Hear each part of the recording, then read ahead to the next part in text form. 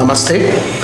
आज के इस वीडियो में हम लोग बात करेंगे प्लेसमेंट ऑफ 11th लॉर्ड इन लग्ना के ऊपर। तो देखिए, जब भी हम 11th लॉर्ड इन लग्ना की बात करते हैं तो जितनी भी क्लासिक्स हैं वो इसके बारे में काफ़ी अच्छे बोलती हैं और इस कॉम्बिनेशन को काफ़ी अच्छा बताया गया है जनरली। तो आइए हम बृहत्पराशर होरा शास्त्र में देखते हैं इस कॉम्बिनेशन के बारे में इन्होंने क्या बोला हुआ है। तो देखिए, बृहत्पराशर होरा शास्त्र जो है वो बोलती है कि अगर एकादशेश लगन में हो तो जातक सात्विक, धनी, सुखी, समदृष्ट, कवि, वक्ता और सदा लाभ करने वाला होता है। तो इन्होंने अगर आप इस कॉम्बिनेशन को देखेंगे तो ओवरऑल काफ़ी अच्छा बताया हुआ है। अब उसकी वजह ये भी है कि देखिए, जो 11th हाउस है वो लाभ स्थान है और उसका जो लॉर्ड है वो जहाँ भी प्लेस्ड होगा वहाँ लाभ करने की क्षमता रखेगा। But this comes with a rider यहाँ पे, बिकॉज एक और जगह पे पराशर ने त्रिषडाय भी बोला गया है जहाँ पे वो बात करते हैं कि तीसरा, छठा और 11वां जो लॉर्ड्स हैं वो मेलेफिक होते हैं किसी भी लग्ना के लिए। तो इसलिए जब भी हम 11th लॉर्ड की प्लेसमेंट किसी भी घर में देख रहे हैं तो हमें उसको काफ़ी ध्यान से स्टडी करना है। अब अगर इस प्लेसमेंट की मैं बात करूं और देखें कि लग्ना में किस प्रकार से ये एक्ट करता है, तो देखिए इस कॉम्बिनेशन के दो पहलू हैं।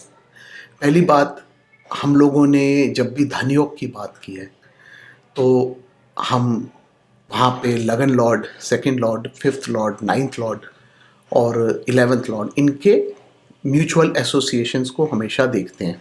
अगर आपको धन योगास के ऊपर और समझना है तो उसके ऊपर एक सेपरेट वीडियो किया हुआ है मैंने, जहाँ पे मैंने इन एसोसिएशंस की बात की है कि जब भी 11th लॉर्ड लगन के साथ एसोसिएटेड हो या सेकंड के साथ एसोसिएटेड हो, 5th के साथ हो, 9th के साथ हो, तो वो धन योग बनते हैं किसी भी चार्ट में। तो यहाँ पे क्या हो रहा है कि जो 11th लॉर्ड है वो लगन में प्लेस्ड है, बिकॉज ऑफ विच जब भी ये कॉम्बिनेशन किसी के भी चार्ट में मिलेगा, ऐसे लोग जो हैं उनका जो फोकस होगा लाइफ का वो लाभ करने में रहेगा। यानी ऐसे लोग जो हैं they will always look for gains in any venture. अगर ये लोग कुछ भी करना चाहेंगे लाइफ में तो उसमें हमेशा लाभ को ढूंढेंगे। हमारे को इस बात को बहुत क्लियरली समझना चाहिए, चाहे वो प्रोफेशन हो, चाहे वो anything, I mean even relationships भी होंगे लाइफ में,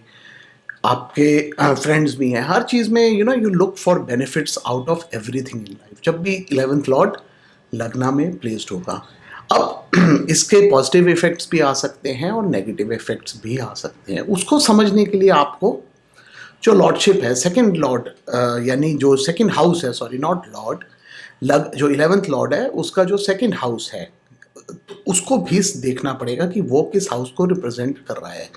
इसको समझने के लिए आइए हम एग्जाम्पल लेते हैं किसी लग्न का। तो जैसे फॉर एग्जाम्पल अगर हम मेष लगन की बात करेंगे तो वहाँ पे जो 10th लॉर्ड है वो सैटर्न है और 11th लॉर्ड भी सैटर्न है। अगर ऐसे केस में शनि का एसोसिएशन लगन में आ गया तो ऐसे लोग जो हैं वो बहुत हार्ड वर्किंग हो जाएंगे and they will basically do their karmas to earn money out of it, because कर्म स्थान जो है वो लाभ स्थान का मालिक भी बन गया है, और जो लॉर्ड है मतलब सैटर्न, और वो लगन के साथ एसोसिएटेड हो गया। तो ऐसे केस में ये लोग जो हैं दे will be interested in doing good karmas और उससे ये लाइफ में गेन प्राप्त करने की कोशिश करेंगे। दे will be very hard working. बड़ी क्लियर सी चीज़ है ये।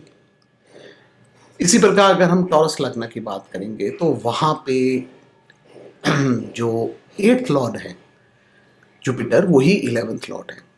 वो अगर लगन में प्लेस्ड हो जाएगा ऐसे केसेस में, obviously these people would be interested in making money, वो हर चीज़ में लाभ को ढूंढेंगे। लेकिन 8th लॉर्ड भी है जुपिटर और लगन में आ गया तो obviously they only think about themselves. ये चीज़ हमेशा ध्यान रखिए। लेकिन overall they will be good people because Jupiter है वो।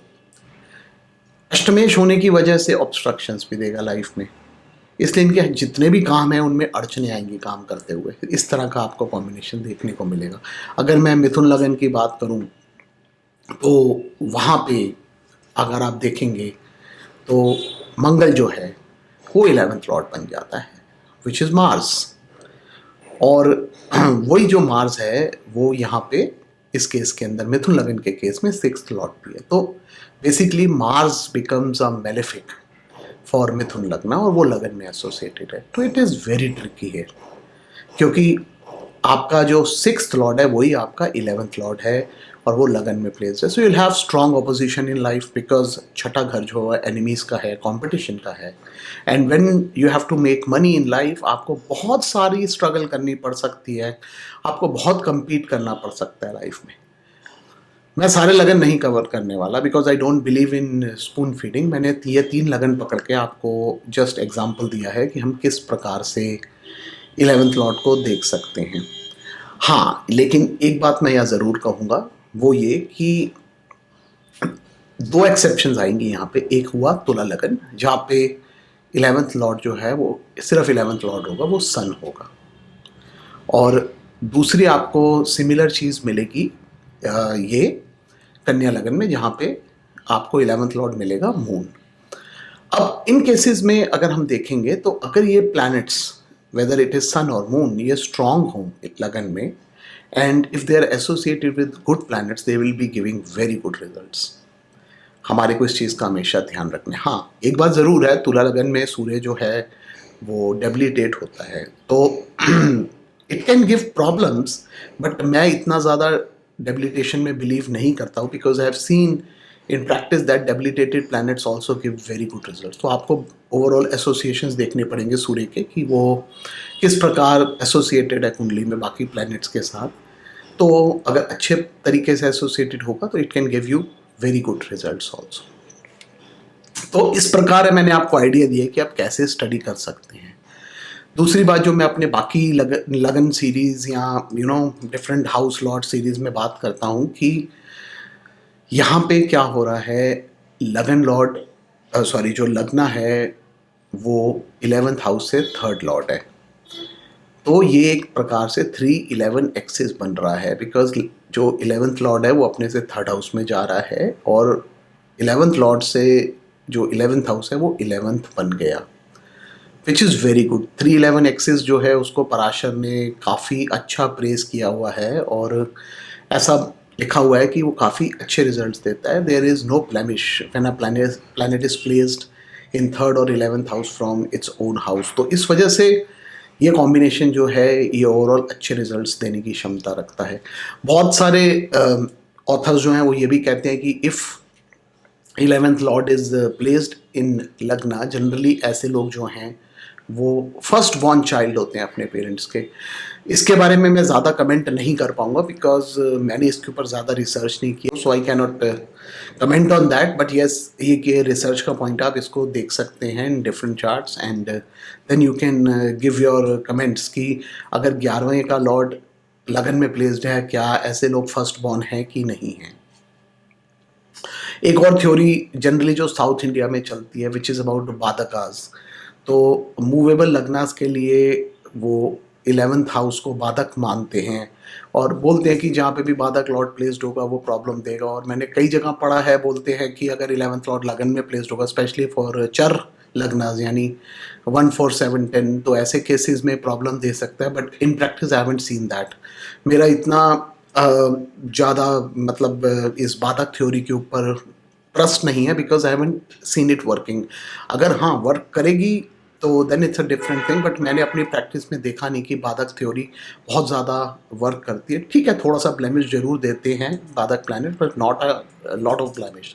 तो ओवरऑल 11th लॉर्ड इन लग्ना is a good placement, but it is a tricky placement like I told you. You have to see the second house which is owned by that planet और उसी के बाद आप exact results निकाल सकते हैं। बाकी लगन के अंदर अगर ये second Lord, fifth Lord, ninth Lord के साथ कोई एसोसिएशन बना रहा है, या इनफैक्ट लगन लॉर्ड के साथ भी 11th लॉर्ड बना रहा है, तो it is exceptionally good for making money. तो जो हम बात पहले भी कर चुके हैं, तो जब भी आप 11th लॉर्ड इन लग्न दे रहे हैं, आपको ये सारे पॉइंटर्स हैं जिनको स्टडी करना है, then you can actually predict. तो ये मेरे कुछ thoughts on placement of 11th lord in lagna के ऊपर। धन्यवाद।